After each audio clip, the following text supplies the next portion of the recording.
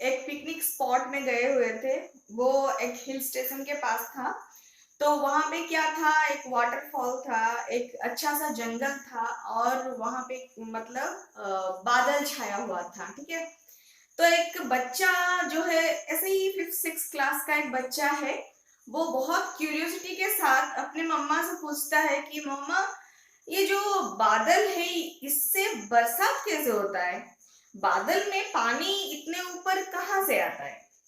तो मम्मा जो है हैरान हो जाते हैं कि बच्चे को बोलेंगे तो बोलेंगे क्या, क्योंकि उनको मालूम तो है प्रोसेस, लेकिन उनका जो वर्ड है, की वर्ड्स जो है, एक्चुअली टेक्निकल वर्ड जो है, उनको नहीं पता है, क्योंकि वो भूल चुके हैं। स्कूल का सब्जेक्ट है, 6th क्लास का सब्जेक्ट है, कौन इतना याद रखता है आजकल। तो बच्चा तो क्यूरियोसिटी के साथ पूछ ही लिया, लेकिन मम्मा को याद नहीं है। कोई बात नहीं, इसका भी हल ढूंढ लेते हैं। इस तरह के वीडियो के साथ हम लोग मतलब सब कीवर्ड भी जान लेंगे और बच्चों के सवाल भी हल कर लेंगे। ठीक है, तो शुरू करते हैं आज का ये लेसन। नमस्ते, मैं हूँ सुतपा। आप सबको स्वागत कर रही हूँ मेरे इस चैनल में, जिसका नाम है लर्न राइट अवे बाय सुतपा। आज का जो लेसन है कुछ इस तरह के टॉपिक को लेकर है, जो मतलब बहुत सिंपल है, बहुत इजी है, सबको याद है, सबको ही जानते हैं, लेकिन असली टाइम पे याद नहीं आता है। बहुत सिंपल तो है, बहुत इजी तो है, पर कॉम्पिटिटिव एग्जाम्स में भी ये क्वेश्चंस आता है। तो आज का जो टॉपिक है 6th क्लास साइंस का चैप्टर नंबर 5 है, जिसका नाम है सेपरेशन ऑफ सब्सटेंसेस। मीन्स कुछ सब्सटेंसेस को हम सेपरेट करते हैं, या फिर होता है या नेचुरली या फिर आर्टिफिशियली। तो वो जो वर्ड्स होता है उनको टेक्निकली क्या बोलते हैं, प्रोसेस तो हम जानते हैं कि कैसे किस प्रोसेस में होता है, उनको हम अपने अपने रीजनल लैंग्वेजेस में जानते हैं। लेकिन उनको अगर इंग्लिश में बताना पड़े, या फिर इंग्लिश का कोई वर्ड आ गया, इस वर्ड में से हमें उनको ट्रांसलेट करना पड़े, तो एक्चुअल में हम उनको ट्रांसलेट नहीं कर पाते हैं या फिर समझा नहीं पाते हैं। तो इसी को मतलब ध्यान में रखते हुए एनसीईआरटी जो है बहुत जरूरी हो जाता है हम सबके लिए, बच्चों के लिए भी, पेरेंट्स के लिए भी और स्टूडेंट्स के लिए भी, जो कोई एग्जाम की प्रिपेयर कर रहा है या फिर जो कोई स्कूल में पढ़ रहा है। ठीक है, तो फिर स्टार्ट करते हैं सेपरेशन ऑफ सब्सटेंसेस। तो पहले जान लेते हैं कि सेपरेशन हमें चाहिए क्यों, क्या सेपरेट करना होगा जो हमें ये पढ़ना जरूरी है।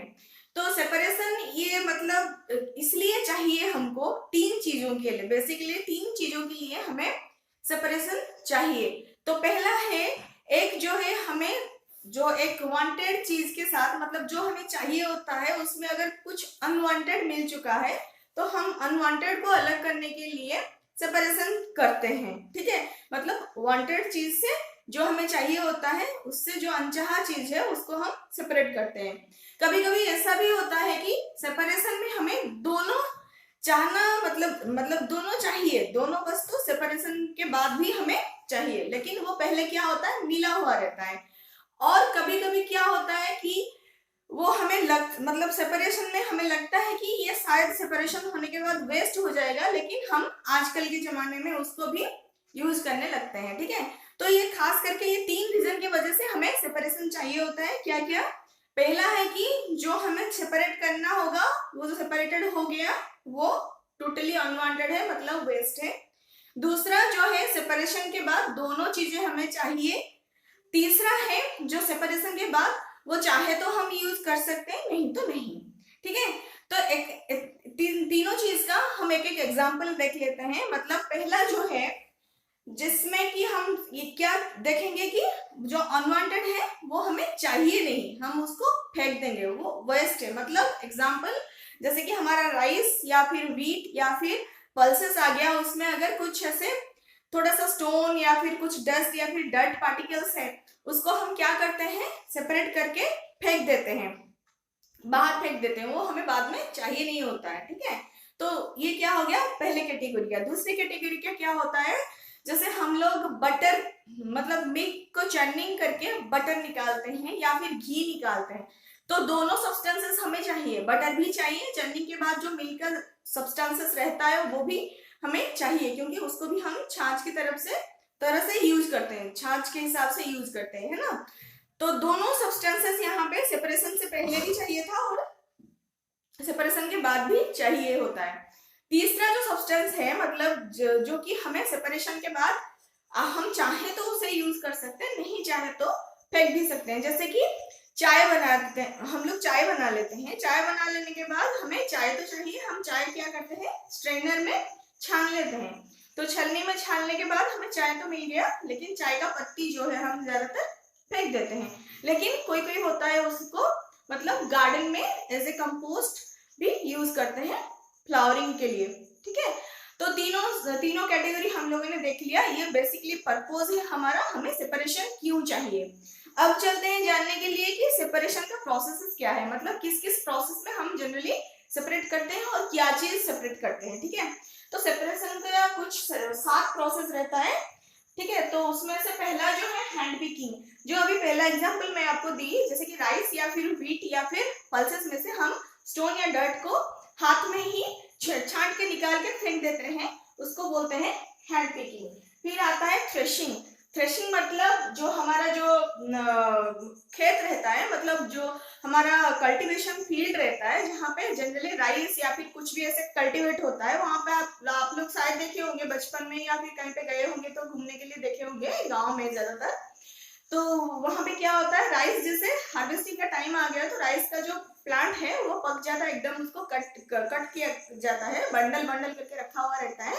उसको क्या करते हैं वो लोग ज्यादातर, मतलब राइस का जो प्लांट है उसमें बहुत सारा राइस जो ऊपर के पोर्शन में जो है गुच्छा टाइप का लगा हुआ रहता है, ठीक है। तो उसको तो एक एक करके हम हैंड पिक करके निकाल नहीं सकते, उसको एक बंडल बना के रखा जाता है। फिर उसको क्या किया जाता है ना, एक हार्ड सरफेस होता है उसके ऊपर वो लोग ऐसे जोर से मारते हैं, मतलब पीटते हैं। तो उससे क्या होता है कि वो जो मतलब हिट होता है हार्ड सरफेस में, तो उसकी वजह से वो जो राइस या फिर कुछ भी ग्रेन है जो लगा हुआ रहता है वो निकल जाता है, उसको बोलते हैं थ्रेशिंग। जनरली ये गांव में आपको देखने के टाइम मतलब देखने के लिए मिलेगा, जब राइस ज्यादातर हार्वेस्ट होता है, मतलब ज्यादातर राइस हार्वेस्टिंग टाइम में आप अगर जाएंगे खेत में तो ये प्रोसेस आपको आम तरह से दिखने को मिलेगा। फिर आता है विनोइंग।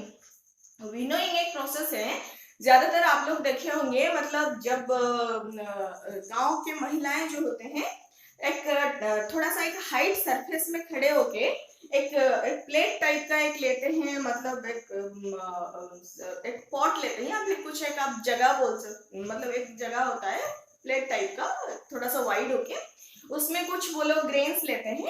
ग्रेन्स को क्या करते हैं हवा के डायरेक्शन, मतलब हवा मान लो नॉर्थ से साउथ जा रहा है तो वो मतलब नॉर्थ डायरेक्शन में वो ऐसे ऐसे गिराएंगे वो ग्रेन्स को।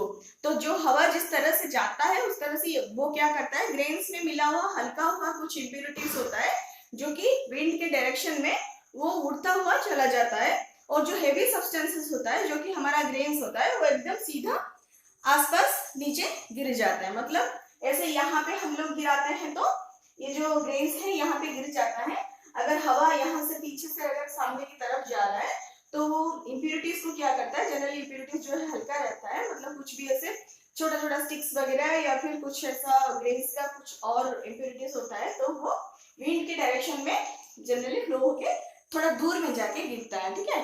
तो हमारा ग्रेन जो है हैवी रहता है, इसीलिए ज्यादातर परपेंडिकुलर मतलब सीधा होके नीचे रह जाता है और वो इम्प्योरिटीज क्या है दूर भाग जाता है विंड के साथ। जनरली ये प्रोसेस जो है विंड के हेल्प से हो रहा है। आपको याद रखने के लिए इजी होगा कि जनरली विंड यहाँ पे सेपरेशन में हेल्प करता है, इसीलिए प्रोसेस को विनोइंग बोला जाता है, ठीक है। फिर आता है सीविंग। सीविंग मतलब कुछ नहीं, एक छलनी होता है जिसका डिफरेंट डिफरेंट साइज रहता है। हम लोग ज्यादातर सीव का जो साइज है उससे बड़ा अगर इम्प्योरिटी का साइज रहता है तो उसको सेपरेट करने के लिए हमें उस तरह का सीव चाहिए। मतलब एक मान लीजिए एक सैंड है, सैंड को सीव करने के लिए हमें सैंड जिस साइज का आता है उस साइज का सीव तो चाहिए। उसमें क्या होता है उस सीव के अगर ऊपर अगर हम लोग सैंड डाल देंगे, मतलब जो बालू रहता है डाल देंगे, तो बालू क्या होता है वो गल के नीचे आ जाता है, और ऊपर क्या है जो स्टोन का बड़ा बड़ा पार्टिकल है या फिर कुछ स्टिक्स का टुकड़ा है या फिर कुछ भी ऐसे मान लो पॉलिथीन का टुकड़ा है या फिर कुछ भी ऐसे मिला हुआ रहता है सैंड में, तो वो ऊपर रह जाता है, सीप के ऊपर रह जाता है। और सीप के नीचे से क्या मिलता है हमको, फाइन सैंड जो है सीप से छलनी होके हमें नीचे मिल जाता है, ठीक है। वो उसको क्या बोलते हैं हम लोग, मतलब क्योंकि इसमें हम सीव यूज करके सेपरेट करते हैं, तो इस प्रोसेस को हमें सीविंग बोला जाता है, सीविंग बोलना है, ठीक है। प्रोसेस जो है इसको सीविंग बोला जाता है। फिर आता है सेडिमेंटेशन।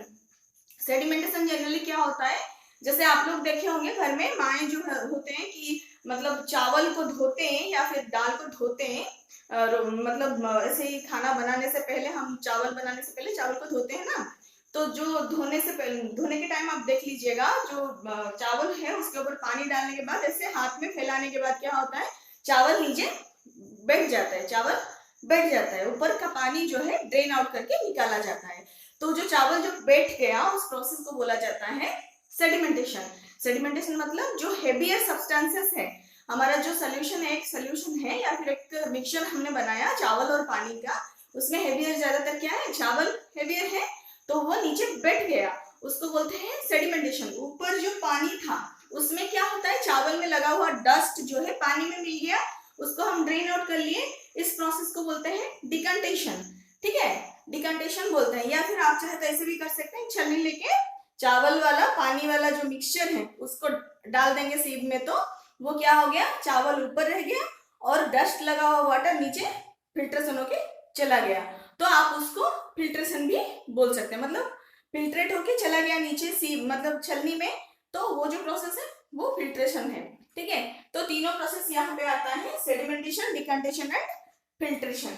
फिर आता है इवापोरेशन, मतलब जो बेटा जो पूछा था पिकनिक में स्पॉट में मम्मी से कि बादल में पानी कहाँ से आता है, इतना ऊपर पानी कैसे जाता है, ठीक है। तो इवापोरेशन यहाँ पे काम करता है, ज्यादातर जो सनलाइट की वजह से जो गर्मी पैदा होता है उसमें क्या होता है, हमारा जो वाटर होता है, मतलब आप कहीं से भी सोच सकते हो, पॉन्ड हो गया, लेक हो गया, रिवर हो गया, मतलब पत्तों से भी हो गया, या फिर हमारे जमीन से हो गया, हम कपड़ा धो के सुखाते हैं उससे भी हो गया, सारे चीजों से क्या होता है, मतलब सनलाइट की गर्मी की वजह से वाटर जो है, वाटर कंटेंट जो है हमारे कपड़ों में रहता है या फिर पॉन्ड में रहता है, जहां जहां कहीं भी आप सोच सकते हो कि वाटर है, गर्म होके वो क्या होता है, धीरे धीरे करके वेपर में कन्वर्ट होता है, और जो वाटर वेपर होके ऊपर जाता है, क्योंकि वाटर वेपर हल्का होता है वाटर से, तो वो ऊपर उठने लगता है, ठीक है, हल्का है तो ऊपर उठने लगता है। ऊपर जाने के बाद ऊपर क्या हुआ, एटमोस्फियर जो है ठंडा है, ठीक है,